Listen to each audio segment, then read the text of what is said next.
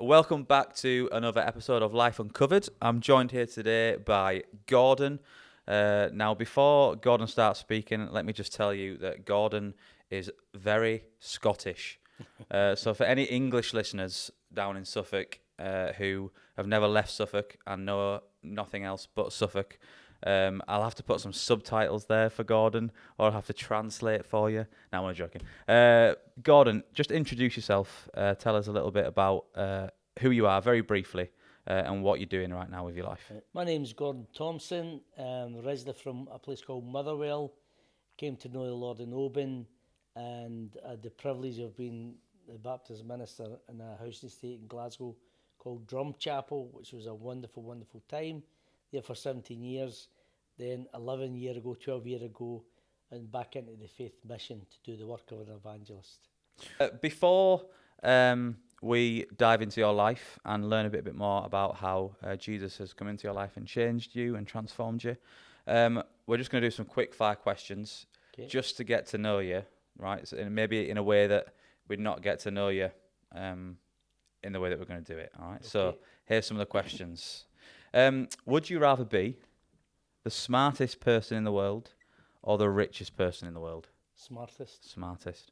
Would you rather save... Then this is a deep one. Okay. Would you rather save 100 strangers or one loved one? 100 saviors. 100 strangers. 100 strangers. Why?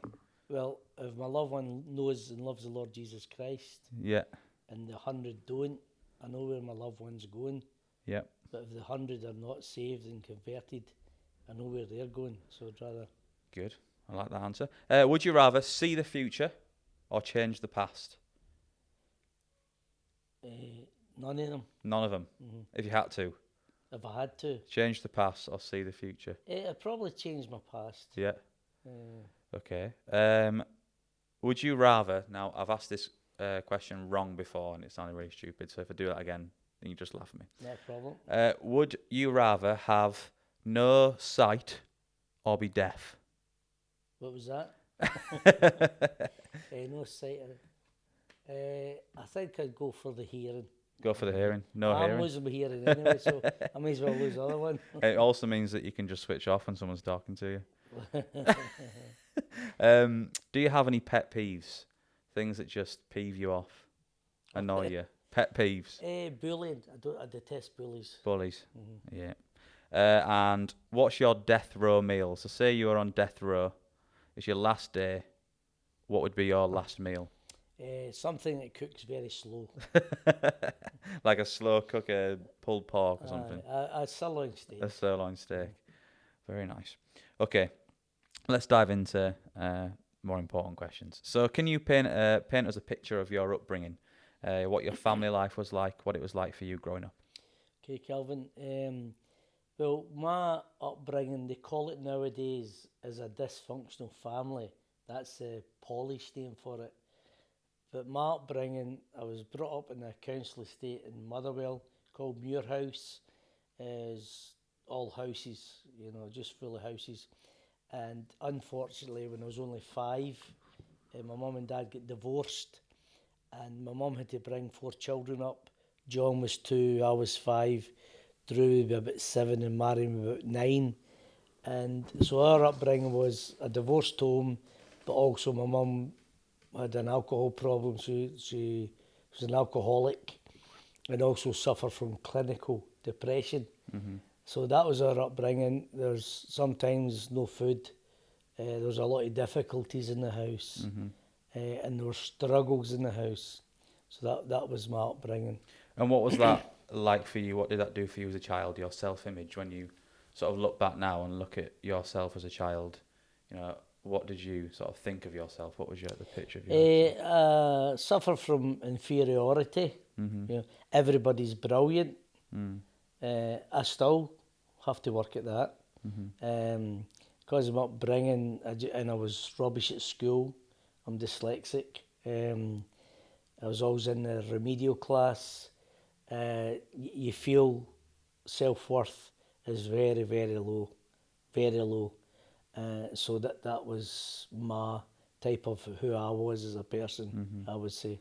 I had a lot of personal struggles and who Gordon Thomson is. Can you dive into a little bit more into your parents' divorce and how that happened and the impact that that had on you growing up? Calvin, I can't remember my dad ever saying good night. Right? I can't ever remember waking up in the morning and my dad being there. So that was a struggle, because all my pals had a mum and a dad, and we had a mum who loved us. She had her struggles, she loved us, she cared for us. So it was difficult, and I remember many nights crying myself to sleep. Why have we only got a mum, and where's my dad?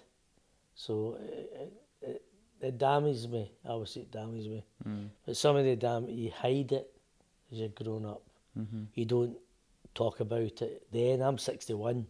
You didn't talk about your feelings or how you're really doing, but there's many a wet pillow. And at this stage, what was your outlook on life? What was life all about? What were you living for? Because at this point, you didn't know anything about the Christian faith, did you? So no. Well, I need to be honest with you.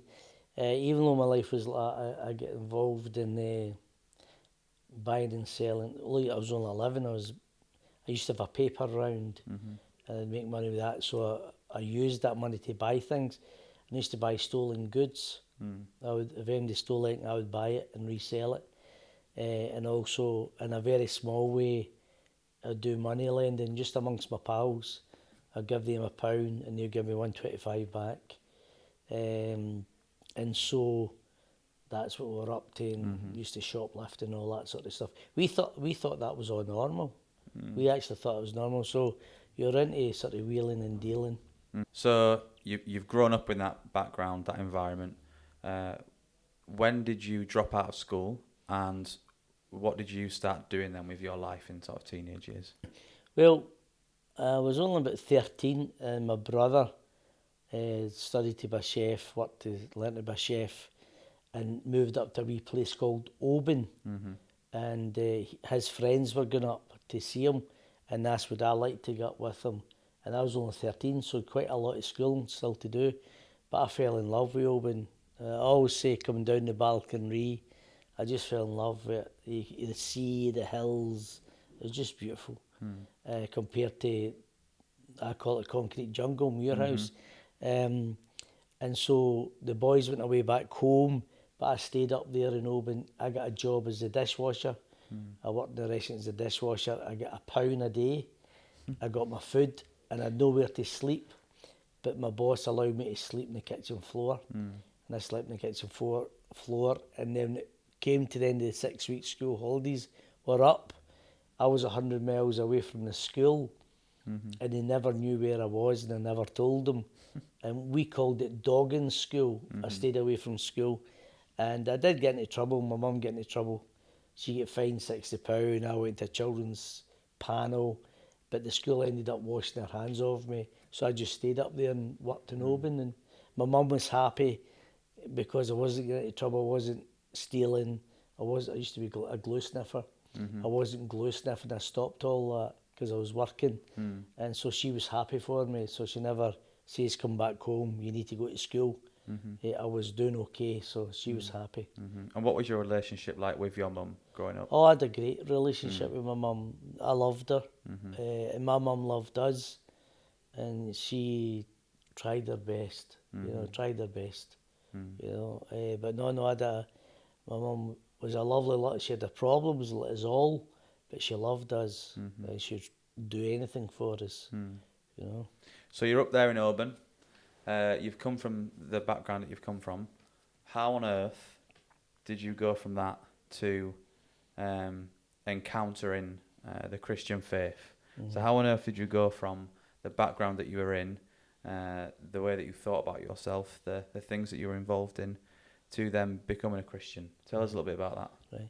Well, I was up in Oban. I was working as a dishwasher stroke scrubber, right? And then my brother taught me how to chef, and who we were working for, Alistair, his brother owned a restaurant called the Boxtree restaurant, up George Street, and the chef got caught stealing, and they get the sack, and they're looking for a chef, and I was 15 at the time, and I got a job as a chef, and so my wages changed, and Ian, he was really good with it, and he got me proper accommodation. I lived in a bed sit, and then what happened is just enjoying my life and all that. When I was 18, I had the restaurant all organised and round to have a cup of coffee with the waitresses, and one of the waitresses brought in a catalogue book, and I was just flicking through this catalogue book, and I came across something that I'd never owned before in my life. I was used to second-hand clothes, and I saw a suit, and I was getting £60 a week then, and this suit was only £59.95, or £1.25 a week, and I sent away for it. It came.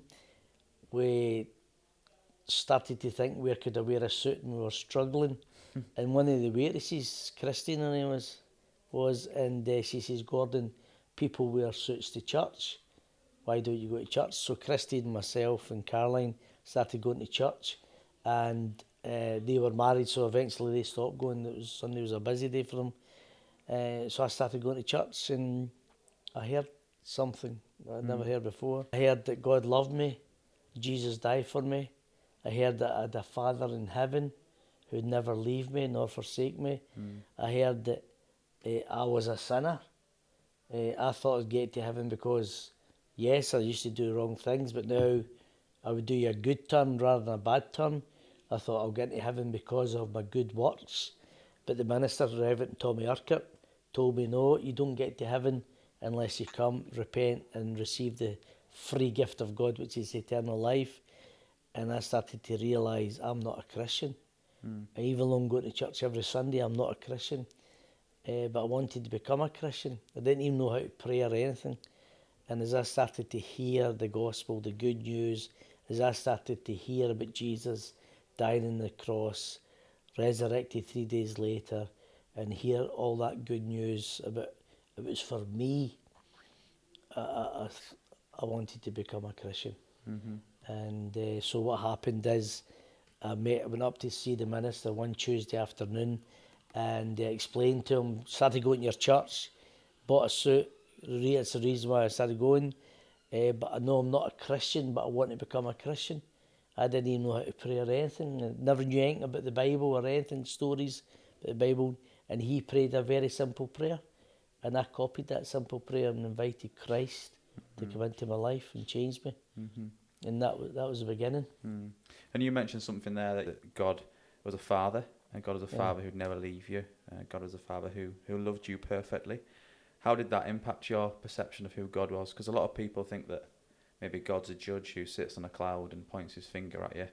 But you've just heard there that God is a father who loves you, and you maybe not experienced that growing up, as you've said. So how did that impact your view of God? Well, growing up without a dad, there's a price tag attached to it, And I know there's some people growing up with a dad, and there's a price tag attached to it because maybe they're not being the father they should be, and it damages people as well, having a dad and not having a dad. But I realised that there was a God there who was real, who loved you, who cared for you, as I started to hear all that, and wanted the best for you, and willing to forgive you, but also willing to tell you when you're wrong and living the wrong way. And that just melted my heart, if I'll be honest. It never hindered me knowing that I never had a dad. It made me more excited knowing that God is a Heavenly Father who's perfect and treats you the way you should be treated. Yeah. And how did you realise that you weren't a Christian, and what was it specifically that was said to you which actually showed you, actually, I'm not a Christian, and if I was to die tomorrow, then I wouldn't be right with God? I think it was constantly, Calvin, I couldn't tell you exactly the day or the hour that's it, it switched on.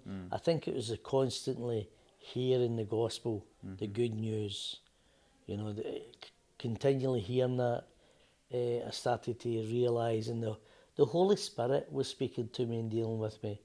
And in work, I used to speak with a double meaning, you know, to girls, and I stopped all that. I wanted to tidy up my life, and but I kept on thinking what the minister was saying, and the Spirit of God was convicting me of sin and of ungodly behaviour. And so that it was a build-up of keep on hearing the gospel. Then I realised I need to do something. So how old were you at that point where you sort of made a commitment to follow Christ? 18. 18. 18. And what happened from there? Was it all sunshine and roses and you became a perfect man who had No. beautiful long hair? Well, it'd be nice if I could say that, but I am not perfect. And what happened is I became a Christian, and if I be honest with you, I lived a lie for 4 years. I was a liar. There's no other way of putting it. I says I was a Christian. I believe I was a Christian. I gave my life to Christ and the rest of it. But there was areas in my life I wanted to hold on to. I was still going out at night time and enjoying the fruits of the disco. I wasn't a drinker anyway. I'd only take a pint of beer because I was shy and I felt nervous going up to dance. So if I had a pint of beer in me, I thought I could dance. So that's why I took a pint of beer. And so that was no hassle giving up alcohol or anything like that. But my first 4 years of my Christian life, Calvin, if I'm honest, it wasn't good. I don't think I was a good witness. I don't think I was light. I think I was a bad witness, a poor witness. And I knew in my heart what I was. And I remember at the disco one time, I was up dancing with one of the waitresses, and she says to me, "Gordon, I thought you'd become a Christian. What are you doing here?" And that was like a knife going into me.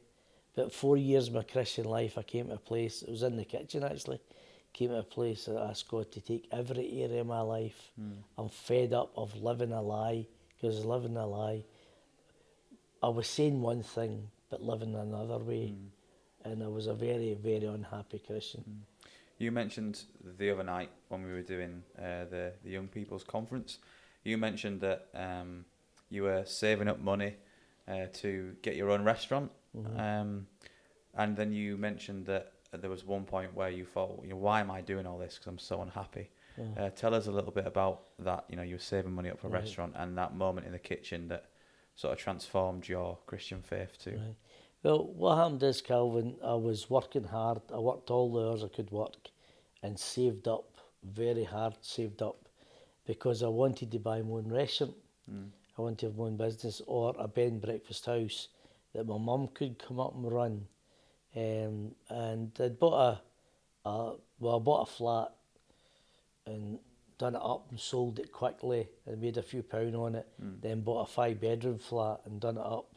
But I kept a hold of it and let rooms out. You know, it was up next to McCaig's Folly, McCaig's Battery Terrace, I think it's called, Battery Terrace. And so things were going really, really well, and financially things were healthy. And I thought I was getting my dream, you know, ready to buy something.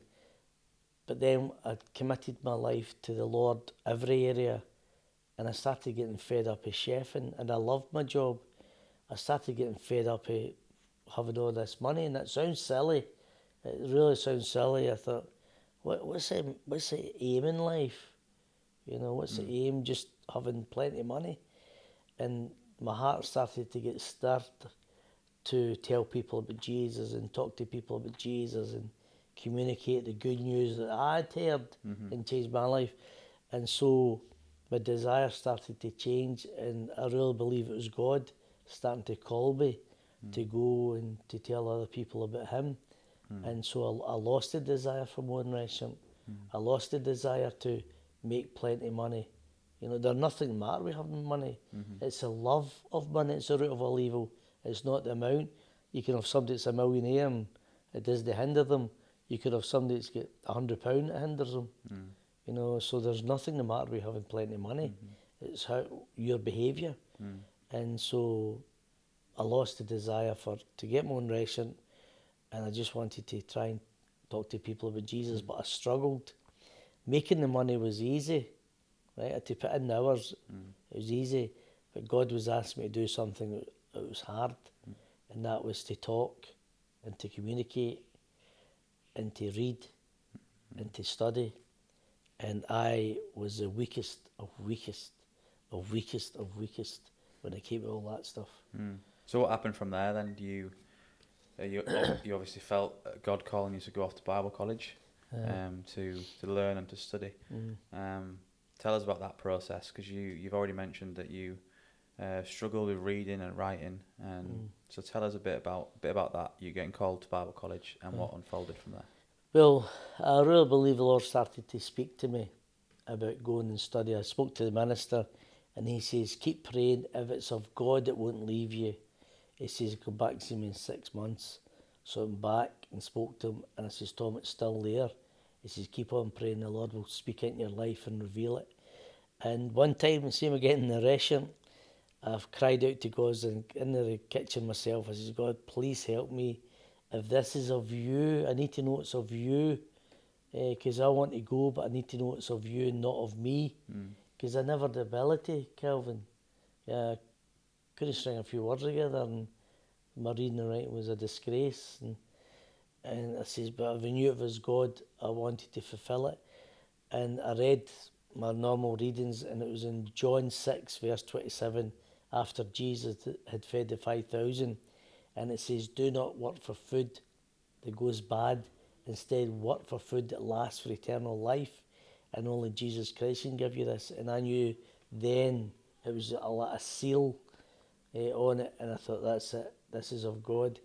And I went up and spoke to the minister and says, I really believe it's of God. And so he arranged an appointment with the Faith Mission to come and get interviewed. And before I even get accepted, I packed in my job, because I knew I was going somewhere. I packed in my job, I sold my flat, and I was ready to go, because I knew I was going somewhere. Before I was even accepted, it was that strong that I knew I was going. And I came to the Faith Mission. Dr. Peckham interviewed me. I explained to him I can't read and I can't write. I think he thought I was joking until I got here. And praise the Lord, the door opened up to go and study in the Faith Mission. What did you do after Bible college? Where did you go? Well, I went into the Faith Mission work. Yeah. And I was involved in the Faith Mission work for about 2.5 years, which I loved it. You're living in caravans, you're living in the back of a church hall, and all that sort of stuff. Worked with your dad for a while, which was a But that was blessing. entertaining. What? But that was Oh, entertaining. we had some good times. Alistair was good. Yeah. And so I was involved 2.5 years going around doing gospel missions. Now we had to really depend on the Lord, because my preaching ability was very, very shallow, and I worked with guys who were really good, and mine was very shallow. But anyway, God takes the crumbs and does something with them. But then 2.5 years in the work, I really felt the Lord stirring me to go and do further study. And as I say to you, that's the weakest area, and about get into settlement, what I call settled ministry. I felt the Lord speak to me about go and study to be a Baptist minister.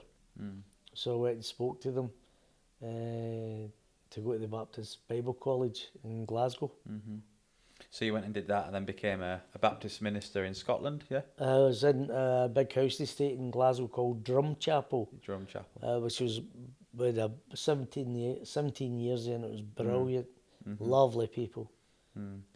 What would you say was one of the biggest challenges for you in that period of your life? Calvin, I was there to do a 4-year course, right? So you can imagine you're there, you're studying the scriptures. The people were great with us because they knew I had difficulties. In fact, they sent me for a test and I passed it. It was a dyslexic test. Ah, yeah. They sent me away to get this test done, and they realised I'm dyslexic.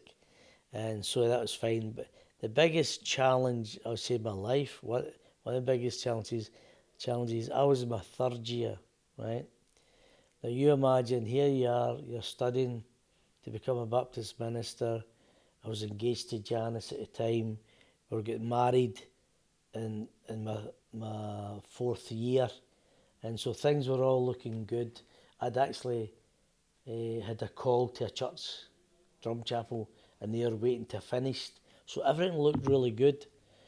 And then one Sunday morning, at 5 to 8, one Sunday morning, I get a phone call from my dad, and he says, "Are you sitting down?" I said, "What's the matter?" He says, "It's John, my wee brother, who was 27. He says, he's lying up in the morgue in the law hospital. He says he was murdered last night. John got murdered last night. And here I was, 3 years in the college, in my third year, and getting that message. It broke my heart. Still does.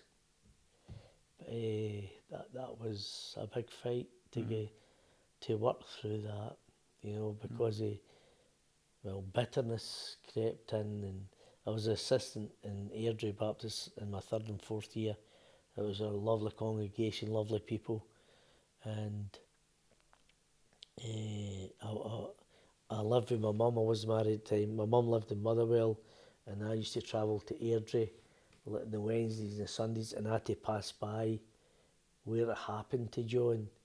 And Calvin, here I am at Baptist Theological College, studying to be a minister, Tom Glover's assistant in Airdrie Baptist Church, and among some great people. And I used to drive by there, Calvin, and I need to be honest with you, I used to visualise the man crossing the road who killed John, and I knocked him down in my head, and then I also ran over him. And I used to drive by there, and I'd break my heart crying, just driving by, and I visualised him, and I wanted to kill him, I wanted to hurt him, because he just, our whole family was broken. And I just really, I used to be at college, and I just used to get to the library and just cry. And it's just the bitterness get bigger and bigger, and the hatred get bigger. And here I was wanting God to use me. And the Bible says, love your enemies and pray for them. But I wanted to hurt them. And one day I went down to the graveyard, and I got down on my knees, and I broke my heart crying. I says, "God, please help me." I says, "He's not only killed John, but he's killing my relationship with you. I don't want to think this way. I don't want to behave this way. Please help me." And God done something. I started to pray for him. I started to pray for his partner. I started to pray for I knew he had a wee girl. Started to pray for her. And God done something. That bitterness and the resentment and the hatred, I can only say God done something, because it was removed. I started to pray for him. And a fortnight later, Janice came over to see me. And this is what happened. We were in a shop. It was a supermarket in Airdrie. And without getting into the story why he wasn't in jail and all that, it'll take too long. Who comes walking towards me is a man who went to the court for killing John, and he's walking towards me, and I'm walking out. This was a fortnight after I had dealings with God, and as he came walking towards me, I put out my hand. I'll not mention his name. I put out my hand because I knew him. I says, "I want to tell you, you know I'm a Christian." I says, "And I want to tell you, I forgive you for what you've done to John." I says, "But you need to ask God to forgive you. You need God's forgiveness in your life." And it just shocked him. And it just shocked him. But I was so thankful, because if I never went through with God, Calvin, if I never paid that price of denying myself and picking up my cross, I'd have wanted to hurt him and damage him. And I'd have wasted my testimony. I'd have wasted my life, because I'd have got kicked out of the college. And my whole life would have went somewhere different. But God helped me to forgive him and to pray for him. And it shows you how God changes things, because I had a desire for him to stand in the same pulpit as me, and him share his testimony and me share the gospel. That was my desire, that would happen. Mm-hmm. So what happened from that period of your life? You went and pastored a church in Drumchapel, is that right? We went to Drumchapel, Janice and I, and Drumchapel's where I was born and brought up. And so it was wonderful, because see all your bruises when you're a wee boy, the things you struggled with, the things that caused you hassles, the things that you thought, why me? They were all a blessing to me, because I got to mix and mingle with people. And I remember speaking to this lady that started coming to church. She was a real rough diamond, but a lovely, lovely person. A cracker, a real cracker, and a tough person. And she says to me, why are you in my house? And I says, what do you mean? I could tell you her name, because she knows I testify about it. Her name's Kath. Kath says, why in my house? I says, what do you mean, Kath? She says, what are you doing in my house? I says, I don't understand. She says, ministers don't visit the likes of us. They don't come into our house. They don't visit people like us. I says, right. I says, Kath, do you think I was brought up with a silver spoon in my house, in my mouth? She says, yes. Well, you're not brought up to be a minister. I says, are you kidding? I says, if I had a silver spoon when I was young, I never owned it, I stole it. And then I told her about my life, my past, my background, and it was just amazing. We met some lovely people. She has a great friend, actually married her and took her wedding in our living room. She got married in our living room. And so the things that you thought were damaging you and hurting you actually became a blessing, because you get along beside people. And I wasn't frightened to share my past, because God uses your past. Nothing is wasted in the economy of God. And the things that I used to cry going to sleep at night actually became a help to somebody else. So everything you experience, God can use it to help somebody when you surrender it to him. Even John's murder, people used to say, would you speak to my friend, or relation has been murdered, can they come and talk to you? And so good, they meant it for evil, but God turned it around for good, you know. Tell you a story about a guy called Eddie. You know how the wee testimony book, somebody done my life story, it's in there. There was a guy called Eddie who lived in Drumchapel, who was a nutter, right? An evil man. He used to cut people up, cut their faces up. Now I can share this because of what happened. Seemingly I was told he was involved in murder, people getting thrown out the high flats, and it was put down as suicide, but Eddie was standing behind him, if you know what I mean. And so I believe the Lord touched my heart to speak to Eddie, right? And his brother says to me, don't go near him, Gordon. Don't think because you're a Baptist minister he won't hurt you. He'll get you battered, stabbed or killed. But anyway, God touched my heart and I wanted to speak to him. To cut a long story short, I did get to speak to him. I remember taking his mum's funeral. We were in the house and the whole family were there, and I says to Eddie, can I get a coffee with you sometime, Eddie? And the family laughed, saying, oh, Gordon's wanting to convert Eddie.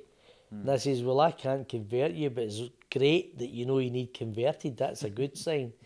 And anyway, Eddie, 3 men jumped out of a white van, gave Eddie a battering, and he ended up in hospital in a life support machine. And the family phoned me up and says, nobody's allowed in, the police are there because of what happened. He says, but you can get in. Would you go up and pray for him? So his sister, was Lorna, who's a lovely, lovely lady. So I went away up and he was on a life support machine, prayed for him, spoke to him. They say they can hear, but spoke to him and all that, and he did get better. And so then he ended up in Berlin prison. And you can phone out, and he phoned his sister and says, see that man that wants a coffee with me? He never says the minister or anything. And Lorna says, Gordon. says, yes. He says, will you get him to come in and see me? So I went in as a minister, because then you get a wee room to yourselves. I went in and we spoke about the gospel, and Eddie was a big 6 foot fella, and spoke about the gospel and about Jesus and the change he can make. And Eddie got down on his knees, and so did I, and prayed with him, and he cried out to Jesus and asked God to come into his life, and God came in, and God changed him. And he became a man who loved the Lord and wanted to tell people about Jesus. And it was amazing, just the change in his life. And he wanted to get baptised, but something happened, he couldn't get baptised at that time, because it was our fault because of the baptism tank. And he says, I want my life to be a witness to everybody. I want everybody to come to church and them to know that my life has changed. And it wasn't his baptism, it was his funeral. Because something happened in his house and he died of fumes. And at his funeral, it was mobbed. I mean, filled. There was no space, right? Everywhere was filled. Down the aisle, up the back, the hall, everything. And to stand up and say, Eddie was a wicked man. Eddie was an evil man. Eddie was a man who hurt people. I says, but today he's rejoicing in heaven, because he came to the place where he cried out to Jesus and asked Jesus to forgive him of his sins and come into his life. And that was a wonderful experience for me, to stand up there and just proclaim the good news. It was amazing. The sense of the power and the glory of God at Eddie's funeral.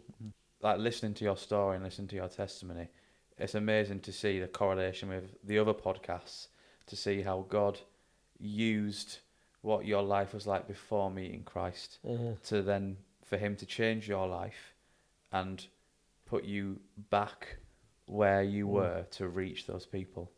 And it shows, doesn't it, God's vindicating character, that God takes people's lives, changes them, and puts them back where they were to reach them with Jesus. Amen. Well, I never thought about it that way, but you're right. You're spot on with what you've said. That was right, because I was just in a place where there was loads of wee Gordons, if you know what I mean. Yeah. Where people like me who were damaged and broken and hurting. We had a kids club, and we used to get 50 kids coming. It was called Awana, Approved Workmen Are Not Ashamed. A couple from America come over, Norman and Carol Dixon, lovely godly couple, come over and started this work, and it was amazing in Drumchapel. The young folk loved it, and we get working with kids who were going through what I went through, and some of them went through even more. And I remember one young lassie, just came to mind what you're talking about there, a lovely young lassie, and she hit her pal, she smacked her pal. And I says, why do you do that? She says, because she was cheeky. No, I says, why did you do it? Because she was cheeky. Why did you do it? She says, it's my birthday tomorrow, and I'm not going to see my dad. And that's why she struck out. And that touched me, because I knew exactly how she felt. And so God gave us a love for the kids, because you knew what they're going through. And I can honestly say the best sermon is loving people. Love the Lord your God with all your heart, and love your neighbour as yourself, and neighbour our neighbour. And we loved the kids, we loved the community, and that was the greatest sermon. Last question then, you ready? Okay. So I introduce a new thing, some podcasts. At the end of the podcast, we ask. So this fella who comes to our Monday Night Football once came with loads of questions for someone who's a Christian using ChatGPT. You know ChatGPT, like AI. Oh, so you ask some question. So I ask ChatGPT a question for the end of every podcast, and this is the one that it generated for you. You ready? Right. Okay. How does your faith influence your daily decisions and how you treat others? How does my faith? So how does your faith sort of affect how you live out your life daily right, and how you treat other people? right. Well, my faith daily, I want God to use me, Calvin, Mm-hmm. just like you want God to use you. I want God to use me. Now, it affects my daily life because I've got decisions to make. And by God's grace and by God's help, I want to make the right decisions because I don't want to be a spiritual hypocrite. Mm. And I don't want to be a spiritual liar. I want my I want my kids to grow up and say what my dad preached. He lived in the house when nobody was there. That's my desire. Mm-hmm.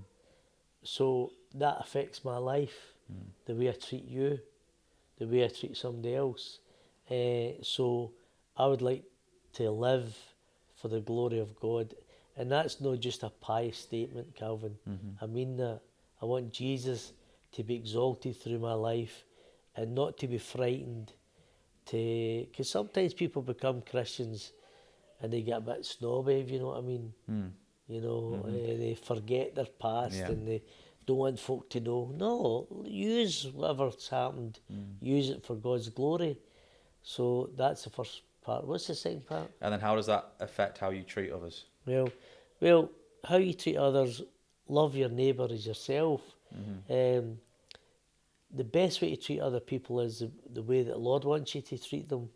I mean, somebody can hurt you, somebody can bruise you, somebody can say something against you, and it's so easy. Mm. I mean, I'll be honest, there's sometimes I've wanted to deal with things old-fashioned way, if you know what I mean. I get you, yeah. Nothing like just get a good scrap, Get good in a fight. boxing ring. Aye, and let's deal with it the old-fashioned way. But that's not the godly way. Mm. That's the flesh. You'd love to give somebody a tanking. Mm-hmm. That's so you want to treat people with respect, but treat people with respect with those who are good to you, kind to you, but also there's a bigger blessing those who are no good to you, and those who are no kind to you, and those who maybe have hurt you. Treat them with respect, and let them see the beauty of Jesus. I like a good aftershave. So Mm-hmm. does your dad. Since Now, getting married, so do I. now you can buy a cheap aftershave that stinks. Mm-hmm. You can pay the price and go for a good aftershave, right? It's the same with your Christian life. Mm. You want to be the fragrance of Jesus. And to be the fragrance of Jesus is a price tag. He's paid the price of your sin, paid the price of forgiveness, but I believe there's a price tag. If you want to go through with God, you have to deny yourself and pick up your cross and follow Him. That's the way you want to treat other people. Mm-hmm. Yeah, I love that. Well, thank you very much, Gordon. Thank you for being vulnerable and willing to share your life and what Christ has done in and through it. And I think clearly that God has completely transformed and changed your life and is using you to reach many people. And hopefully this podcast can do the same thing. So thank you very much. Well, thank you, Colin. Thanks for the privilege. No worries.